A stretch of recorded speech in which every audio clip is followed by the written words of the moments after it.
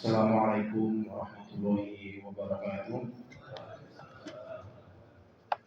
Alhamdulillah, alhamdulillahirabbil alamin. Alhamdulillahilladzi ja'ala subulus salam wa afhamana bi syari'atin nabiyil karim alladzi ja'ala jama'atul subuh masjid Husnul Khotimah fi Korea Banteng Baru jamaah istiqomah ala khair. Amin amin ya rabbal alamin. Hadirin jamaah rahimakumullah. Hari-hari ini kita sudah masuk ke 10 hari di bulan Ramadan, 10 hari terakhir di bulan Ramadan. Beberapa orang melakukan momen ini untuk memanfaatkan dengan beriktikaf. Iktikaf dari kata akafa yang artinya menetap di masjid. Hadis yang diriwayatkan oleh Aisyah radhiyallahu anhu menceritakan kalau iktikaf itu sampai 10 hari. Tapi beberapa mazhab, ada juga ulama yang membolehkan untuk tidak harus 10 hari, menetap beberapa saat. Nah, kita juga bisa memanfaatkan itu, berniat di masjid. Alhamdulillah di masjid ini juga diperbolehkan untuk beriktikaf karena dilakukan sholat berjamaah maktubah, sholat 5 waktu berjamaah. Bismillah, menetap di sini, nawaitu iktikaf, di dalam hati kita berniat untuk iktikaf. Nah, apa yang dilakukan ketika seseorang beriktikaf? Yang pertama adalah berdoa, berzikir, yang kedua, dan yang ketiga adalah tafakkur, introspeksi, merenung. Dan yang keempat inilah yang bisa kita lakukan dengan banyak, yaitu memperbanyak interaksi dengan Al-Quran. Hadirin rahimakumullah, kita kupas agenda-agenda iktikaf itu. Kalau berdoa, kadang kita berdoa itu saja, minta itu saja. Kalau kita review 20 hari kemarin ya, kok saya doanya itu saja ya. Artinya kalau diulang-ulang nggak lama. Begitulah berzikir, kita ulang-ulang terus. Merenung, akhirnya malah ngalamun. Nah, kalau berinteraksi dengan Al-Quran itu bisa kita perbanyak, dan hikmah yang lainnya di beberapa pesantren dan juga santri kita tekankan, ini Ramadan, Syahrul Ramadan, di mana bulan diturunkannya Al-Quran. Momen baik ini, kenapa tidak kita mengambil hikmah, diturunkan Al-Quran untuk keluarga kita, minimal untuk diri kita, untuk anak kita, untuk cucu kita. Kita doakan dalam berdoa tadi, Syahrul Ramadan alladzi unzila fihil Quran. Nah, bagaimanakah kita memperbanyak interaksi dengan Al-Quran? Kalau di pesantren tahfidzul Quran, kita ringkas dalam rumusnya itu 3T. Nah, inilah yang ingin kita sampaikan. T yang pertama adalah targhib, T yang kedua tarobut, T yang ketiga tikrar. Nah, ini bisa kita praktekkan. Setelah kita berdoa, ya Allah, berilah hidayah supaya anakku dibukakan, suka, diberi kemudahan, diberikan hidayah tentang Al-Quran. Pertama, berikan target, atau kita kaji target, kita motivasi, kita berikan semangat. Alhamdulillah, ada banyak semangat untuk kita sampaikan kepada anak kita. Yang pertama adalah dari kisah Buraidah. Buraidah ini menceritakan, hadisnya agak panjang.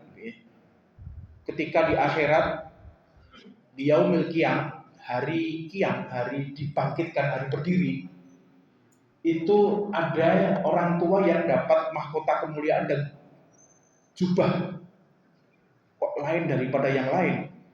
Lalu kemudian orang tua berkata, kenapa aku mendapatkan kemuliaan ini, mahkota dan jubah? Malaikat menjawab, in kana waladakuma yaqra'ul Quran. Karena anakmu itu membaca Al-Quran. Ingat waladakuma yaqra'ul, ada juga yang tahfidzul Quran. Yang paling bagus memang membaca, memaknai, menghafal dan mengamalkan tentang Quran. Artinya interaksi dengan Quran. Ada juga yang memaknai, nek ngono anakku tak kon maca Quran wae sok nek yaumul mahsyar ben aku oleh mahkota kemuliaan. Gitu dibunyi. Anak itu kongkon, ini bapaknya orang maca Quran. Ibunya juga gak maca Quran. Nah, kita sendiri kan juga punya orang tua. Nah, bagaimanakah kalau kita membaca Al-Quran, ternyata orang tua kita juga mendapatkan bagian dari keberkahan itu. Bahkan di dalam beberapa ngaji Quran itu doa pertama memang untuk orang tua. Yuk, sebelum dibukakan, Robbi Firli dulu untuk orang tuanya, Robbi Srohli bisa dimudahkan, barulah ya Alim, ya Fatah yang membukakan ilmu, yang membukakan yang lainnya sudah diberikan.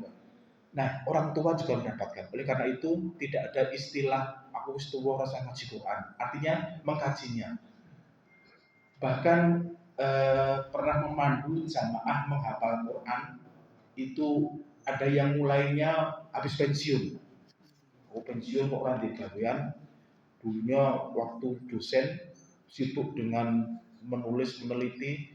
Nah, setelah pensiun lah kesempatan untuk menghafal Quran. Gak apa-apa. Biar menghafal di usia 60 ke atas itu mengasihkan gitu ya. Ini target dimotivasi terus. Target yang lain adalah bagaimanakah interaksi Al-Quran dilakukan oleh para sahabat, terutama di syahrul Ramadan. Ada kisah Qatadah bin Nu'man, ini penduduk Madinah, berarti dari kalangan Ansor ya. Fi kulli salasin, setiap 3 hari itu khatam Al-Quran, khatmil Quran. Nah ini menarik sekali. Di 10 hari terakhir Qatadah ini 10 hari ini 3 kali, bukan, khatamnya setiap 3 hari. Yang 2 kali yaitu Aswad bin Wahab. Bin Wahab berarti ini adiknya ibunya Rasulullah SAW, Sayyidati Aminah binti Wahab. Ini Lailatin, jadi Lailatain ini 2 hari sekali khatam Al-Quran.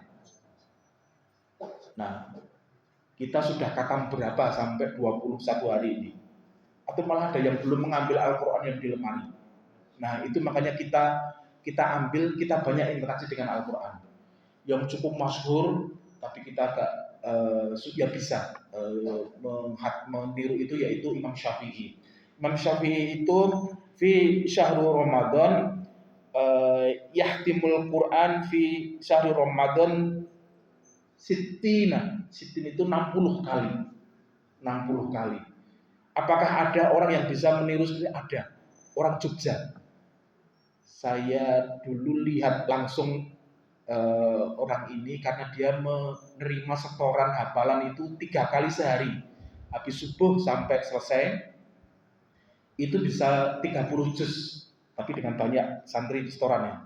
Lalu kemudian habis zuhur itu juga bisa khatam sampai agak sore dan malam. Berarti sehari dia bisa khatam 3 kali. 3 kali khatam setiap hari. Tapi nyimak setoran santri-santri untuk menghafal Quran. Dengan kategori itu banyak interaksinya. Nah, bagaimana kita bisa berinteraksi kalau belum bisa kita programkan di hari-hari ini? Ada istilah untuk menghafal Al-Quran itu kalau memang dengan targetnya, tarobutnya dengan target, istilah jipat gitu ya, jipat rolu, artinya katam siji sakwulan Ramadan moco papat, artinya 4 halaman setiap habis sholat. Itu insya Allah kita khatam di bulan Ramadan. Kenapa? Kalau kita hitung Al-Quran itu yang cetakan Rosmul Uthmani Medina itu 604 halaman. Halaman terakhir 30 itu ya. Kul Ahad, Falaq, Nas. 604 halaman. Kalau 4 halaman setiap habis sholat atau 2 lembar, Sholat maktubah, sholat lima waktu itu 5 kali 2 kan 20. 20 kali 30 hari, 20 kali 30, 600. Nah itu baru khatam sekali 1 bulan.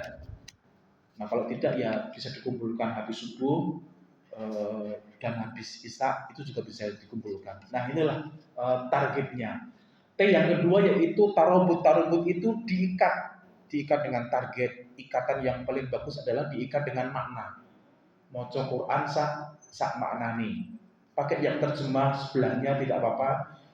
Pakai HP yang aplikasinya diklik ada terjemahnya dan suaranya itu juga bisa.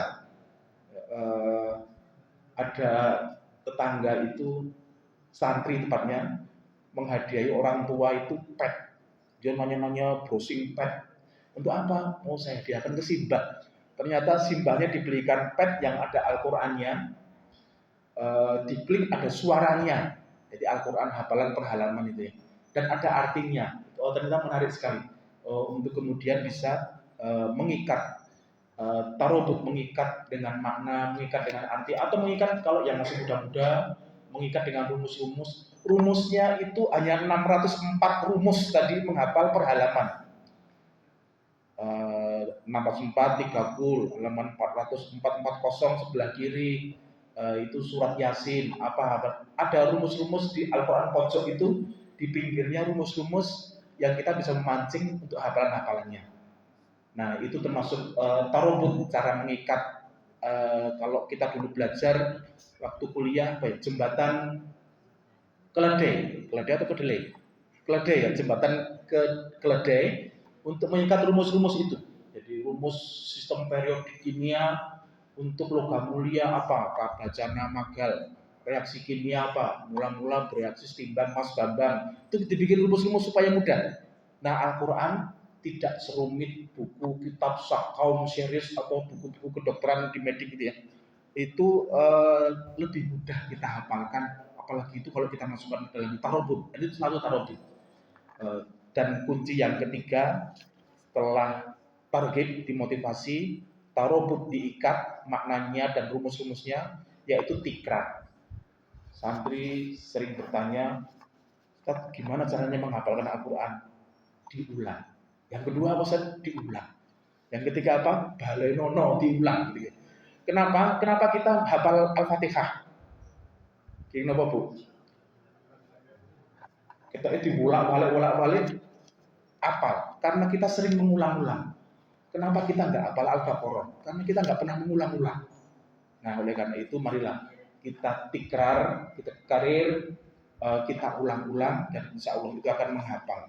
Buat rengeng-rengeng sambil nyopir, sambil jalan, asal tidak di kamar mandi, itu boleh ya. Untuk kemudian daripada kita menghafal lagu-lagu yang saya kemarin itu penelitian tentang brain rot yang mengotori otak anak-anak itu ternyata selain joget-joget di sosial media meniru, yaitu lagu-lagu yang kemudian kenapa muncul seperti itu. Saya terinspirasi di sebelah, ketika itu sholat agak belakang, ada anak di sebelah saya itu sholat sambil nyanyi. Loh kok muncul nyanyian? Oh, ternyata nyanyian itu apa istilahnya kalau di sosmed itu? FYP itu loh. FYP itu for you page dia. Loh muncul. Nah anak itu ternyata FYP ketika sholat. Oh sholat kok nyanyi-nyanyi, masya Allah. Jadi ini ternyata masuk ke dalam otak. Brain rot inilah yang disibukkan oleh Kementerian Pendidikan dan juga Kominfo, yang receh-receh di sosial media dari akibat dari HP, sehingga banyak informasi yang nggak penting masuk ke otak, sehingga anak itu tidak konsen lagi dalam aspek atensi untuk belajar, untuk hal-hal yang rumit, untuk belajar lebih serius, menghafalkan yang lainnya, memaknai, memahami, itu jadi makanya isilah otak-otak anak kita dengan Al-Quran, insya Allah cukup ya, untuk kemudian diisi. Santri beberapa hafal 30 juz, tapi dia juga kuliah di kedokteran, kuliah di teknik, dan itu masih cukup. Ada yang beranggapan, enggak, kebak memorinya kebak, cukup untuk menghafal Al-Quran dan juga diisi yang lain, insya Allah cukup. Semoga ini sebagai hikmah bagi kita di subuh hari ini untuk mengisi dan meminta, sekali lagi memohon kepada Allah semoga dibukakan ya Fatah ya Ali iftah lana waladakuma wa dzurriyyatina, untuk kemudian dibukakan pintunya oleh Allah SWT kepahaman makna motivasi tarikh tarobut dan juga tikrar Al-Quran. Assalamualaikum warahmatullahi wabarakatuh.